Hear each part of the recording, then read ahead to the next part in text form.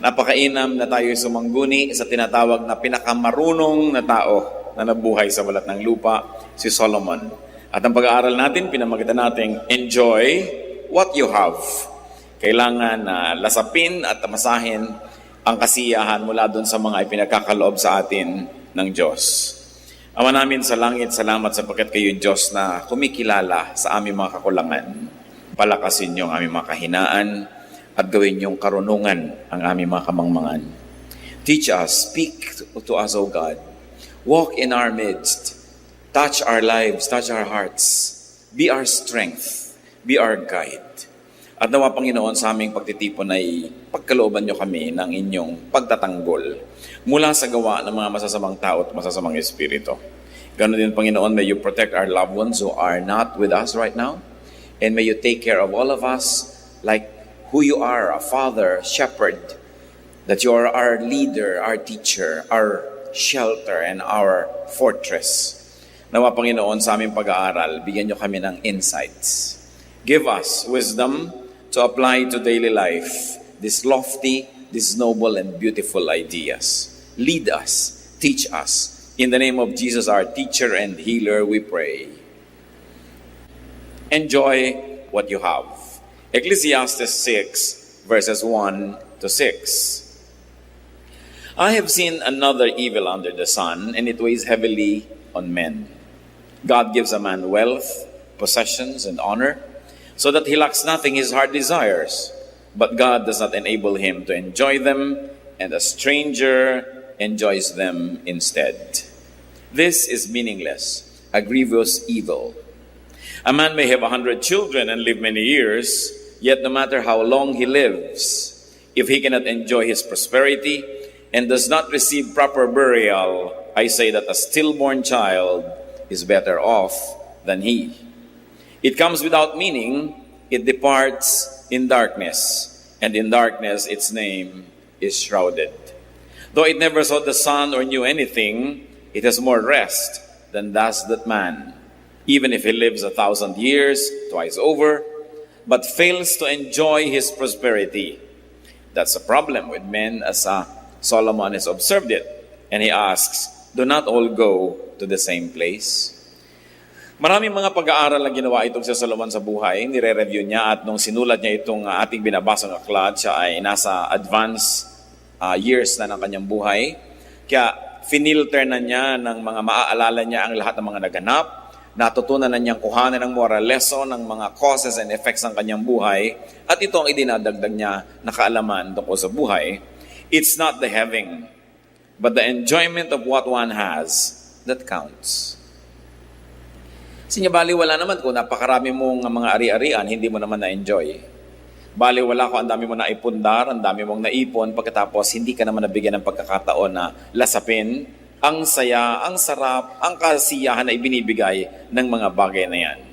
So not all who possess enjoy the possession. And it is one irony of life. So many people work so hard to put up many houses that they never get to live in. Many people work so hard to have many vehicles that they never get to ride and use because of many reasons. One of them, the law of physics, that a man could be only one place at one time. So hindi mo naman na-enjoy ang marami. Marami kang binibili mga damit, pero gaano karaming porsyento sa binibili mong damit ang talagang naiisipan mong gamitin at gusto mong isuot. Kung minsan, pag naisuot mo minsan nung isa, hindi ka nasarapan, nakatihan ka o nahirapan, hindi mo na halos gamitin uli. Pero ayaw mo namang ipamigay, ayaw mo namang alisin sa cabinet mo, pampasikip sa iyong buhay. How much percent of the pairs of shoes people have, especially to those who have many pairs of shoes, do they really get to use often? So sabi, ang dami-dami ng taong pinagsisikapan, pinupundar, pero hindi naman niya ito na-enjoy. And what is the lesson that Solomon is trying to teach us? Enjoy what you have. So you must survey your surroundings, inventory your possessions, and enjoy them all. Isang mahalaga na apat natin nakikita na bubuklat. Subukan nyo magbuklat kayo ng mga cabinet, marirealize, ay may ang ganda pala akong panyo dito, ay may maganda pala akong pamaypay, may maganda pala akong ganun, pero hindi ginagamit. Kasi baka maluma, baka basira, kasi maganda. Pero naluma na ng naluma, at kung hindi man yun ang naluma, kayo ang naluma. No? Kaya mamaya, hindi nyo na rin yan nagamit. Kung minsan magbubukas ka ng mga cabinet ng mga pagkain, ang daming magagandang mga canned goods, masasarap, nag-expire na sa katagalan, ay pinag-iintay ng special visitor para buksan at naluma na at nakuba na yung lata na baliwala. Solomon is saying, baliwala ang lahat ng iyong tinamasa, pagkatapos inipon, yung pala hindi mo naman magagamit. So every so often as possible, you must take a look and take an inventory of what you have and decide to enjoy what you have. And if you think that you cannot enjoy it in the next 3 or 6 months, give it away. No? Pati po mga damit natin, pagka hindi nyo nagamit ng 6 months yan, in the last 6 months, ibig sabihin hindi nyo na magagamit yan, ipamigay nyo na para magamit na yan ng iba. Kasi laging hiniwalay mo na, gusto mo na ipamigay, pero nung tingnan mo ulit, teka, maganda pa to, balik na naman sa cabinet. No? Pero ang nangyayari lang, nagiging liability. Do not be obsessed with conservation. Do not be obsessed with preservation. Na baka pag ginamit natin ang sofa, masira. Baka pag ginamit natin yung magandang tea set, mabasag. Baka pag ginamit natin yung magagandang baso, mabasag yung isa, hindi na sila pares-pares. Kasi kung nabasag, kung nasira, naluma, sa paggamit, sulit yon. Pero kahit bagong-bago at ang ganda-ganda, naghihingalo ka na, namatay ka na, hindi mo nagamit, yun ang baliwala. Yun ang sayang. And many people don't want to use precious and beautiful things for fear of losing them. Alam niyo yung kasabihan, something's lost and something's gained in living every day. So kung meron kayo isang magandang bagay at ginamit nyo at saka gagamit nyo, nawala tuloy, ganun talaga buhay. Talagang may nawawala, may dumadating, may umaalis. Pero hindi nga nawawala dahil naka-estante, naka-cabinet, naka-lock. It's as good as wala. Kasi hindi natin nagamit. Ang daming mga tao, ang dami nilang Bibles. Pagkaraw naming Bible, pero isa lang naman ang ginagamit nila, you give it away so that people will have good use for your Bibles. Except if you're a scholar and you're always wanting to refer to different versions, but give them away. Ang dami nating gamit, kahit tayo tinatawag na mahirap o hindi tayo mayaman, ang dami pa rin nakatago. Ang gagandang mga panyo, mga bordado, hindi na nagagamit kahit kailan. Yung pala hahawakan niya pagka siya'y nakaburol, ay, ang ganda ng panyo ng patay. So, gamitin. Do not be obsessed with fear of breaking things. Ganun talaga, things get broken. Parang natatakot ka palang mabalian, so hindi ka na nag-sports. Natatakot ka palang malunod, so hindi ka na lumangoy o nag-swimming.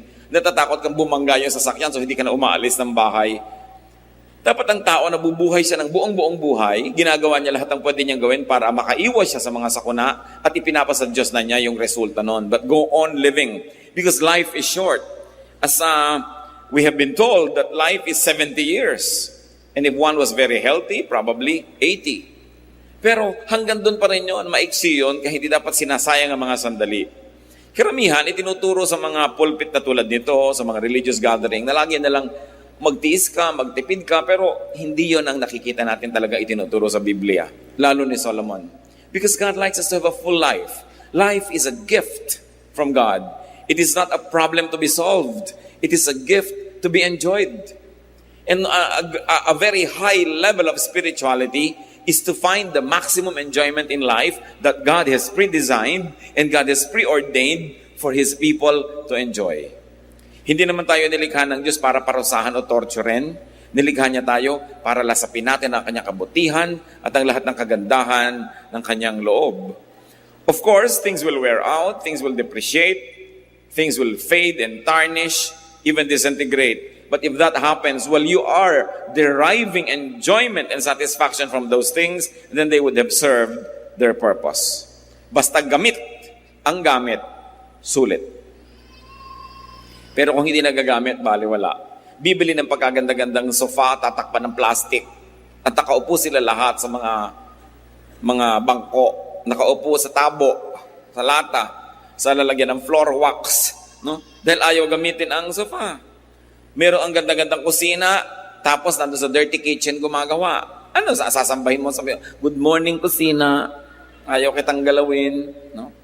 Gagawa ng mga magagandang mga ilaw, tapos ayaw pasindihan. Bakit pa? No? So, kailangan ang tao nagpapasalamat sa Diyos. At isang paraan ng pagpapasalamat is to enjoy what God gives us. Parang kayo, pag nagregalo kayo sa isang tao, ang gusto niyong makita, ginagamit niya yon. Hindi itinatago lang niya sa estante. Ako mayroong isang tao na tuwing Pasko nireregaluhan ko noon, ngayon tinigilan ko na kasi hindi ko nakikita ang ginagamit. Nakalak lahat sa cabinet. Sayang lang. Baliwala. Sumusulit lang yan pag ginagamit. At kung nasira, nawala, habang iniingatan mo naman ang nangyari yon, edi get on with life. But ang mahalaga na enjoy mo yan. Ecclesiastes 6, 7-9. All man's efforts are for his mouth, yet his appetite is never satisfied. What advantage is a wise man over a fool? What does a poor man gain by knowing how to conduct himself before others? Better what the eye sees than the roving of the appetite. This too is meaningless, a chasing after the wind. Pag atin pong inanalyze ang philosophy ni Solomon, masyadong deconstructive kung minsan dun sa nakasanayan ng marami na dapat gawin. Kasi sabi niya, ano bang napapalanong mahirap na sobrang magpagod para mag-aral ng mga bagay na ikasisiyan ng mga mayayaman? No? Ay wala naman. Mamamatay ka rin. Mamamatay siya, mamamatay ka rin. Sabi, ano ba ang mapapalanong marunong kaysa doon sa mangmang? Pareho rin niyang mamamatay at pareho rin maaagdasyan. Now, let us not take these things very, very literally. Hindi niya sinasabing baliwala na mag-aral ka ng manners o i-refine mo yung mga paraan ng pamumuhay. Hindi niya sinasabing baliwala yung matuto ka kasi siya nga nag-aral din ng nag-aral. Ang ibig lang niyang sabihin, don't be too serious about these things. Natuto ka, gamitin mo. Hindi ka natututo, don't despair. May buhay ka pa rin at tuloy pa rin ang iyong buhay at kapareho ka lang ng mga marurunong, pareho lang kayong buhay at pareho rin kayong mamamatay. It is very liberating to learn from Solomon, not to take ourselves too seriously, not to take every detail of life too seriously, and then to make the most out of every event in life. So anong itinuturo dito ni Solomon sa verses 7-9? Enjoy only what you have and do not covet what you do not have. Sabi niya, better what the eye sees than the roving of the appetite. Mabuti yung hawak mo na kaysa sa yung inaasam mo na malayo. So sabi niya, kung anong meron ka, yun ang iyong enjoyin. Marami pong tao miserable, hindi masaya, hindi kontento, kasi kung ano yung meron sila, hindi yun ang kanilang ine-enjoy, at kung ano yung wala, yun ang inaasam. Hindi na magtutugma kahit kailan yung supply at demand, at lagi na lang siyang laging parang kulang. Parang sabi ni Percy Bysshe Shelley, isang Ingles na makata, we look before and after. We don't look at the now. We look before and after and pine for what is not. Ang hinahanap ay yung wala. Ang gusto ay yung hindi pwedeng mangyari. Kaya lagi na lang kulang at kulang. Mga kapatid, anong ibig sabihin? To enjoy what you have and not to covet what you do not have. It can mean misery, it can mean happiness kung naintindihan natin ang ibig sabihin nun. Lahat ng tao, meron po tayong pag-aari. Meron tayong atin. Meron tayong sariling bahay. Kung hindi man, nire-rent mong bahay. O kaya nakikitira ka, di arkinin mo sa iyong puso na ito, yung bahay ko. Pero kung ang laging isipin mo yung bahay ng iba, hindi ka nasasaya. Ang bawat tao may trabaho, may profesyon, may ginagawa. Kung ang lagi mong kinakaingitan yung ginagawa ng iba, ano lang mangyayari sa buhay mo? Lahat tayo may kakayahan, may talento. Lahat naman tayo may ilong. May tao ba namang walang ilong? Pero laging ilong ng may ilong ang kinakaingitan mo at gusto mo maging korte ng ilong mo ang ilong niya, hindi ka talaga sasaya. Ang sinasabi ni Solomon, ayan ka, maraming binigay sa iyo ang Diyos. May mata ka, may ilong ka, may kamay ka, may kulay ka, yan ang kutis mo. Ba't laging gusto mong maiba yan? Kaya lagi ka nalang laging kulang, kaya lagi ka nalang hindi masaya. Desiring this man's art or that man's scope, with what I most enjoy, contented least. Sabi naman ni Shakespeare. Lagi nila ang gusto ko yung kaya niya, yung ginagawa niya, yung talento niya. Kaya tuloy nagsisikap ang tao. At tapak, sabi ni Solomon, napakaraming pagsisikap ng tao dahil lang sa inggit sa kapwa. Kaya lang naman aral, hindi naman dahil gustong matuto, dahil gusto niya mas mataas yung grade niya kaysa sa kanyang classmate. Kaya naman palaki ng bahay, hindi naman dahil kailangan kasi nakikipag-compete pala siya sa laki ng bahay sa barangay nila o kaya sa mga kapatid niya o sa mga pinsan niya. Sabi niya, so much of what man does is born out of envy. Kaya nakikipag-compete. No? Tama na sana yung kanyang waistline, pinapaliit pa kasi nakikipag-contest pala siya sa isang mas maliit naman yung baywang.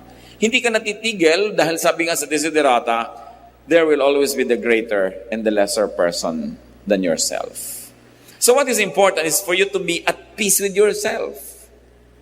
Ito yung height ko, edi ito. Ito yung weight ko.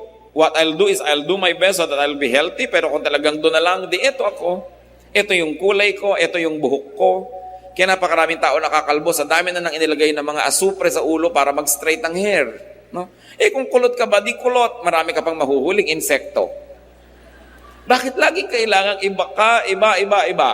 No? And because of the evils of advertising that forever makes you unhappy with yourself, forever making you covet what other people are and what they have, then people end up being unhappy. So do not covet what you do not have. Ecclesiastes 6:10-11. What exists has already been named, and what man is has been known. No man can contend with the one who is stronger than he. At sino yung nire-refer dyan na stronger? Ang Diyos. The more the words, the less the meaning. And how does that profit anyone? So what is Solomon trying to say? That life has been pre-designed. Huwag ka na makipagtalo na may gravity. Meron talaga. No? Di ba ang laging ginagawa ng mga beauty products? Defy gravity. No? Paano ka magwawagi na talaga namang may gravity? No? Lagi na lamang na yung araw ginagawa mong gabi, yung gabi ginagawa mong araw, wala nang tugma. Laging lihis.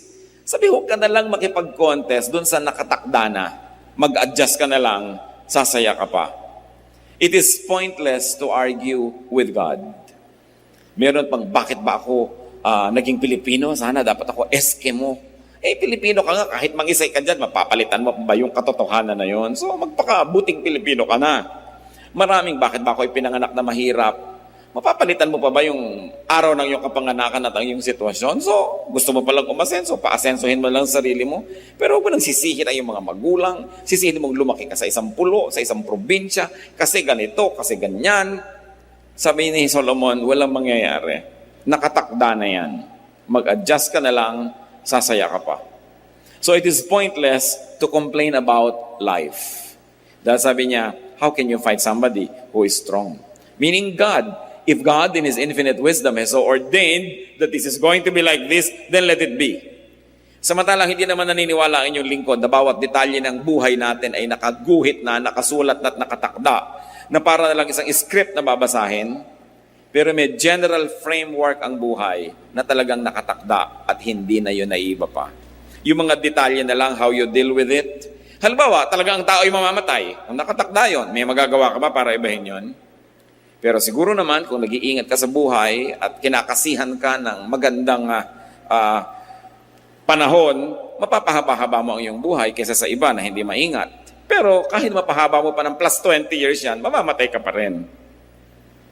Na kahit anong gawin mo, ang tao talaga ay nakakasakit. So kung lagi ka nalang takot at takot magkasakit, hindi ka na nagkaroon ng life because you're always afraid that you might get infected, then you will be miserable. May general rules. Those are unchangeable. But the details you may influence with your character, with your prayer, and with the way you live your life. But there are unchangeable realities that we really simply have to accept. Merong mga ganyan mga tao pagka gusto ninyo magpahinga, gusto niya maging active. Pag gusto niya maging active, siya pahinga. In one family, it is horrible to have a member like this. Lahat kayo gusto niyo mag-outing, biglang gusto niyo mag-stay home. Yung kung kayo north, siya south. Kung kayo east, siya west. Laging kalaban ng kalaban ng kalaban. There's always contention, there's always stress, and there's very little relaxation and happiness. So sabi nga, umayon. No? Umayon. Umayon sa panahon, may tag-init, may tag-lamig. Mga Pilipino lang ang init. Para naman bago ng bago, dito ka na nga lumaki, dito ka na tumanda. Naninibago ka ba na mainit pag tagaraw? Ang init, ang init. No? Talagang ganun, mainit nga dito Mabuti ka, mainit dito sa atin. Yung ibang tao namamatay naman sa lamig sa ibang lugar. No? So, laging baligtad. Alam niyo ba na isa sa mga pinakamabiling tsokolate sa Amerika na tinatangkilik ng mga Pilipino? Choknat. Nung nandito sa Pilipinas, walang inasam kundi kumain ng mga Western products sa tsokolate. Mga nasa Amerika na, choknat ang pinagkakaguluhan. Skyflakes. Pinagkakaguluhan yan, sa mga tindahan ng mga Philippine food sa Amerika? Kung ba't nung nandun ang inaasama yung pagkain dito, nung nandito ang inaasama yung pagkain doon, kaya hindi na kahit kailan mag-swak. Pagka nagdito at nagbabakasyon, ay sa Amerika, ganito, mabuti pa sa Amerika, mabuti pa sa Amerika. Pero pag nandun pa sa Amerika, ay, alam mo sa Pilipinas, ganito, ganon. Kahit saan na lang siya lumagay, hindi siya masaya. Dapat pag binuksan mo ang iyong maleta, isang araw ka nang nandun, treat it as your home and make it your home. Adjust. People who adjust become happier. And Solomon says that the more argumentation, the more philosophizing, the less sense. So the silence of the wise is more enriching than the speech of fools. Binanggit niya yan. The foolish are always talking. They're always complaining. Silence is a speech. Kaya even the silence of God can be the answer to our prayers. It's already the answer. Silence. Pagka tayo may mga tinatanong, hindi sumasagot. Huy, sumagot ka. Silence is the answer. No? Nagte-text ka sa tao, hindi ka sinasagot. Ba't di ka sumasagot? Gusto mo sabihin, yung hindi ko pag-text sa'yo, yun ang sagot ko, ayoko makipag-text sa'yo. Yun ang sagot. Hindi mo ba kayang maintindihan yung silence? When yet Solomon is saying, people are always talking, and fools are always displaying their ignorance by talking a lot. And especially when you talk against life. When you talk against who you are. Tayo mga Pilipino, mahilig pababain ang sarili natin. Laging talking against Filipino-ness, against our culture, against our country. So anong nangyayari? May nasasolve ba tayo? Wala din. Dahil may kapangyarihan po yung spoken word. It is very mysterious, but usually what you always say, begin to happen. Kaya kung ano yung gusto natin mangyari, yun ang sabihin mo. Kung gusto mong yung anak mo ay sumipag, laging, ang sipag ng batang ito. Masipag yan. Ang sipag yan, hindi lang sabihin, batang yan tamad. Lalong nagkakanatamad-tamad. No? Pagka sinabi mo, mahirap kasundo yung biyanan ko, ang hirap talaga. Ako, mahirap maugali niyan. Lalong lumalala. Isang hiwaga yan na dapat nating sigurong arukin at pag-aralan, the power of the spoken word. Sa bagay, hindi naman katakataka. Kasi ang Diyos nga, sinabi niya, let there be light. Nagkakalight. No? Let this happen. Nangyayari. We were created in God's image. So, mahirap bang ma-connect na may kapangyarihan ng ating salita? So, talk positive. No? Instead, negative. Because what we say have a mysterious way of becoming real in our lives. Then, verse 12 of Ecclesiastes 6. For who knows what is good for a man in life? During the few and meaningless days he passes through like a shadow, who can tell him what will happen under the sun after he is gone? Itinatanong ni Solomon, sino nga bang nakakaalam kung ano ang mabuti para sa tao? Sino ang makakapagsabi kung ano ang mabuti para sa kanyang kapwa dito sa maiksing buhay na ito na napakarami namang walang kahulugan? Meron bang makapagsasabi kung ano ang naghihintay na bukas sa atin? Kung ano ang mangyayari sa hinaharap? So what is Solomon trying to say here? That no one really knows the mystery of life. No one. No one really knows the dynamics of man, how to live, and what is good for others and for himself. So anong i-apply natin dyan? Talagang kani-kanyang aral, kani-kanyang trial and error ang buhay. Pati pagpapalaki ng mga anak, wala yung formula. Alam nyo yan, kayong mga nakapagpalaki na. May pinalaki kayong anak sa higpit. Hindi nag-work. Meron naman kayong pinalaki sa luwag. Hindi rin nag-work. May pinalaki ka sa layaw, may pinalaki ka sa tipid. Wala kang makitang rule how to raise children. Why? Kasi kahit pare-pareho ang policy mo sa iba't ibang mong anak, iba-iba ugali niyan. O kaya iba-ibahin mo naman yung policy mo, iba-iba pa rin yung ugali nila, hindi mo na mahanap. Kaya meron, bakit ang luwag-luwag mo? Nasubukan ko na yung mga panganay ko, ang higpit ko, ayan ang mga nangyari. Hindi rin nag-click. Sinasabi ni Solomon, walang nakakaalam niyan. At ano ang application nun sa ating buhay, mga kapatid? Huwag kayo masyadong umasa sa mga expert na akala mo alam nila ang gagawin nila sa buhay. At huwag din tayong laging tinuturuan natin ng kapwa kung anong gagawin. Malay mo talaga kung anong dapat gawin. Alam mo ba talaga?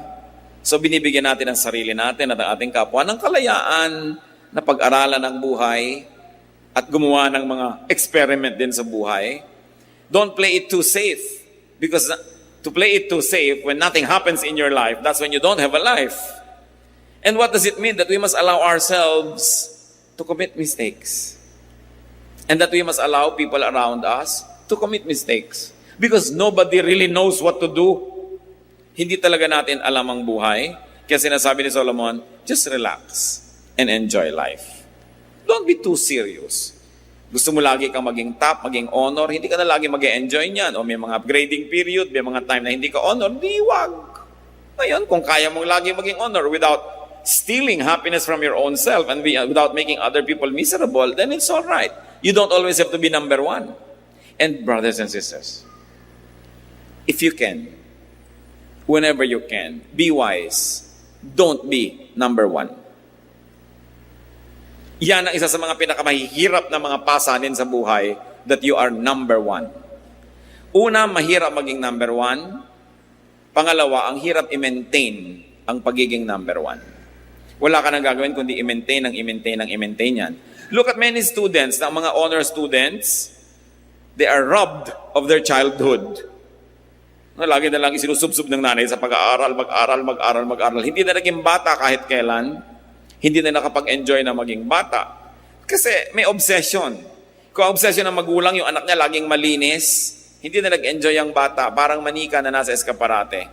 You know, a child must be clean enough to be healthy, but dirty enough to be happy. No? Parang bahay din.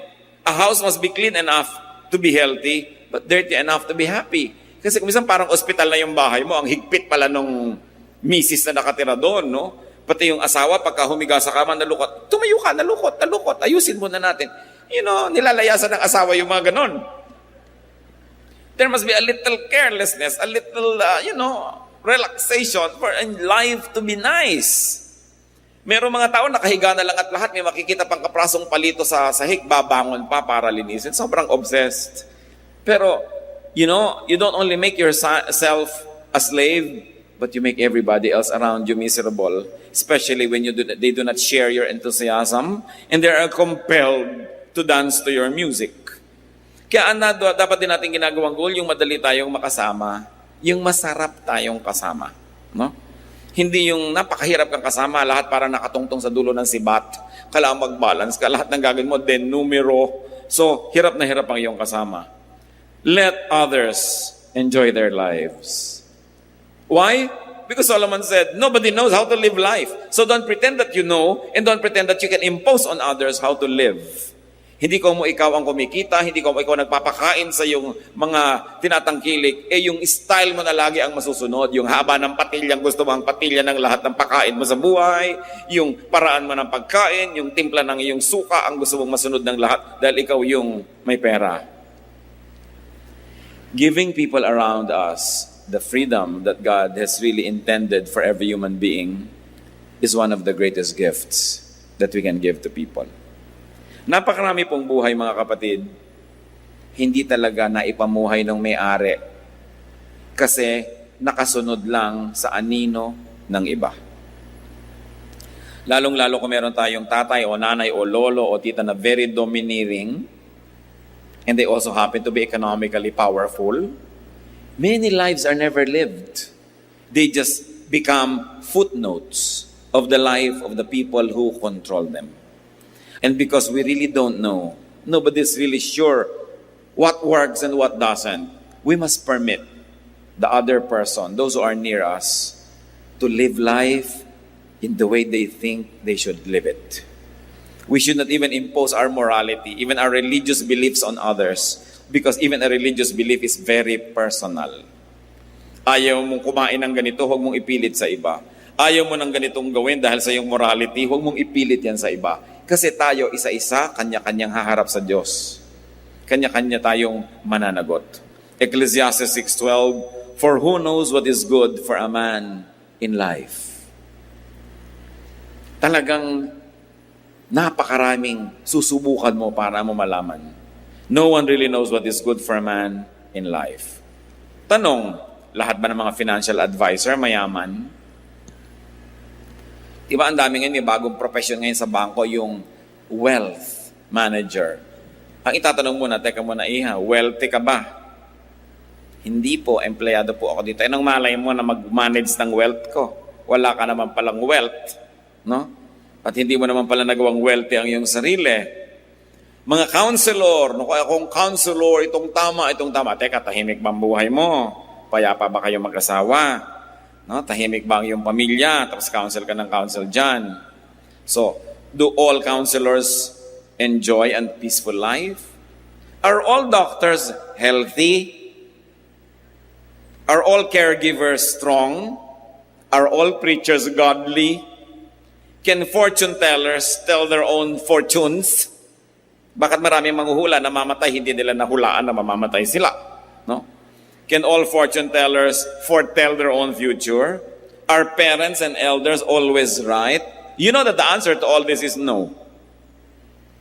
So who are we to impose on others? Ang Diyos ang lumikha sa bawat isa sa atin. Meron tayong mga hiram na mga roles. May authority ka over your children, over, or your students, kung teacher ka. Pero hiram na role lang yon kasi ang tunay lang na authority, Diyos. At ang Diyos, God sets people free. God allows people to know even through elimination and through committing an error. So they say, it was wrong, then I know I'm better now. We must never live the lives of others for them. At yan ang problema ng mga taong sobrang dominante. Control natin ang lahat. Let go. Because they don't enjoy and neither do you. Since no one really knows and understands life, we should be cautious in giving advice, in imposing our beliefs on others. Ecclesiastes 6:8, what advantage has a wise man over a fool? What does a poor man gain by knowing how to conduct himself before others? The obvious answer is wala. Wala naman. So kaya ang tanong, ano ngayon ang mahalaga sa buhay? No matter what their situation in life, all people die. So the business of living is just live to the max. Live life to the fullest within what your today allows you. As we have always said, today is called cash. Tomorrow is only a promissory note. You don't know kung funded yan. You don't know if it will be good. So don't fail to enjoy today. Live your life and let others live theirs. Die when you have to die, but live while you're alive. Habang kaya nyo maglakad-lakad na kayo kasi hindi naman laging kaya nyo yan eh. No? Ang dami ko nang nakita mga turista sa iba't ibang panig ng mundo. Pagkatatanda na talagang halos gumapak na lang sa 3 hakbang, halos hindi na maka-enjoy, noon pa nila naisipang mag-tour. Because one of the ironies of life is, retirement money nila yon, hindi naman ibibigay sa kanila habang malakas pa sila. So you see, yung mga biro ng buhay, kung kailan ka nabigyan ng pera, yung hindi ka na makakagalaw, so dapat minamaximize natin habang tayo may lakas, habang tayo may kabataan na lalalabi sa ating katawan, i-maximize nyo na yung pwedeng gawin.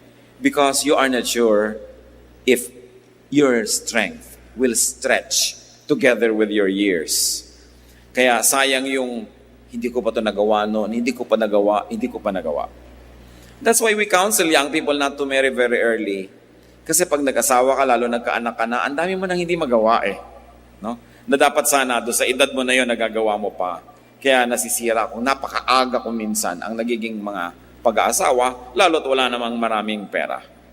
Live while you are alive. Kung atin pong kukuhanin yung central teaching ng Ecclesiastes, yun eh. God gave you life, live it to the fullest. Don't let others live it for you, and don't live their lives for them. So what do you have that you do not enjoy? Dapat siguro balikan natin yun. Ecclesiastes 6:9, better what the eye sees than the roving of the appetite. Mas mabuti pa yung nasa sayo kahit konti kesa yung malaki pero hindi naman sayo at inaasam mo lang. Ang ibig sabihin nitong si Solomon. Mag-review tayo mga kapatid. Anong meron kayo na hindi nyo na-enjoy? Maaring mga material possessions, maaring talent or skill, maaring friendship and social skill, kasi hindi pwedeng walang-wala ka. Laging meron ka. May kaibigan ka, may kakilala ka, may kakayahan ka, may talent, meron kang damit, meron ka sigurong bahay, kung ano man yon.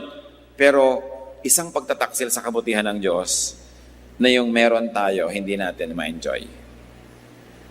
Pagkatapos, aasam-asam ka doon sa nasa iba at wala ka. Baligtad. At ito pong Ecclesiastes 6:9 na ito, napakalinaw sa contemporary English version. Sabi, "It is better to enjoy what we have than to always want something else, because that makes no more sense than chasing the wind." Aming Diyos, kami po ay nagpapasalamat dahil marami kayong binibigay sa amin. Kung kami binigyan mo ng anak, salamat. Kung kami binibigyan mo ng asawa, salamat. Kung kami binibigyan mo ng magulang, kapatid, salamat. Kung binibigyan mo po kami ng bahay o sasakyan o natitirhan, salamat. Kung binibigyan mo kami ng lakas ng katawan, kapangyarihan, talent, salamat. Turuan niyo po kami, Panginoon, na maging mapagpasalamat, maging appreciative sa mga bagay na ito. At huwag kaming umasam ng umasam doon sa bagay na wala sa amin ngayon, bagamat di naman masamang pagsikapang magkaroon, but teach us to enjoy what is here, what is now, so that we may never waste today and we may never be possessed by regrets in the future. Kung may mga sinasayang kami, Panginoon, na oras, dapat sana nagagamit namin sa pinakatamang activity na bagay sa oras na yon, gisingin niyo po kami at ipakita yon. Sa bawat edad ng buhay, below 10, below 20, below 30, below 40, 50, 60, 70, lahat ng ito, Panginoon, ay may kakambal na mga dapat gawin. Ituro mo sa amin na lumagay sa lugar at gawin namin yung kakambal ng aming edad, kakambal ng aming lakas, kakambal ng aming mga kakayahan. Yun ang magawa namin. Not to be doing the wrong thing at the wrong times, but to always be attuned to the seasons. Solomon said that for everything there is season and a time for every matter under heaven. So teach us, Lord, to time our activities, to have the wisdom to know what is good to do at this and that time, so that we may benefit. Ipakita mo sa amin ngayon, Panginoon, kung may mga opportunities kaming pinapalampas na hindi dapat palampasin. Kung may mga lakas kami mga sinasayang. Magbulay-bulay tayo, mga kapatid. Hingin natin sa Diyos yung personal application ng chapter na ito. Surely it was recorded in the Bible for our benefit. Kailangan lang hanapan natin ang kahulugan at hanapin natin kung ano ang kahulugan nito sa ating buhay. Let's spend some moment in silence and ask God to give us wisdom in applying.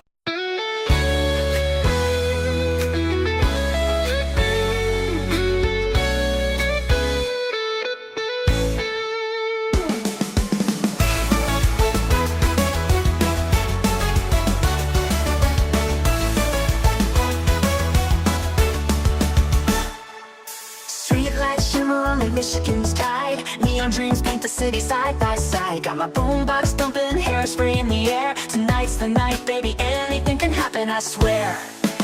He's got eyes like fire, a smile like a summer day. And when he looks at me that way, my heart just starts to sway. He's across the room, but I know what he's thinking. Underneath this disco ball, our hearts are gonna be linking.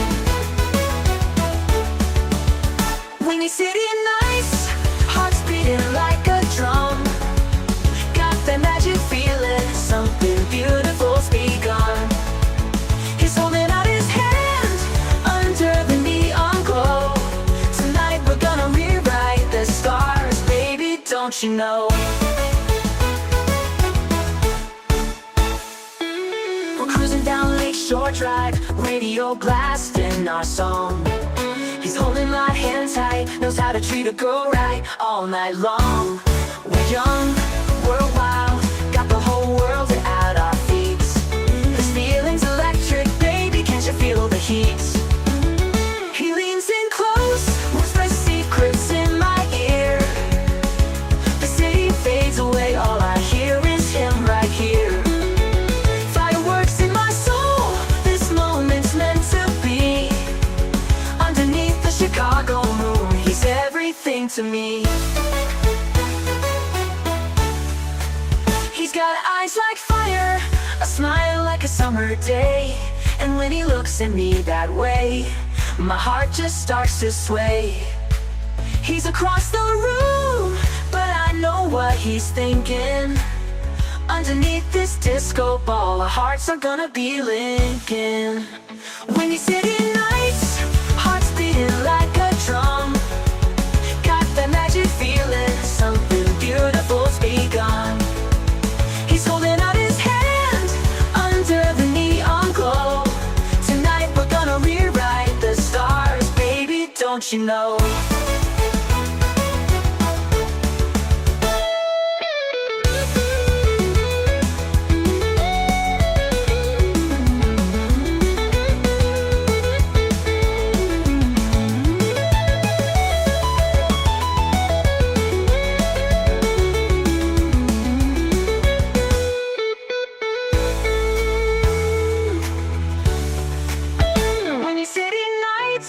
Hearts beating like a drum. Got that magic feeling, something beautiful's begun. He's holding out his hand under the neon glow. Tonight we're gonna rewrite the stars, baby, don't you know?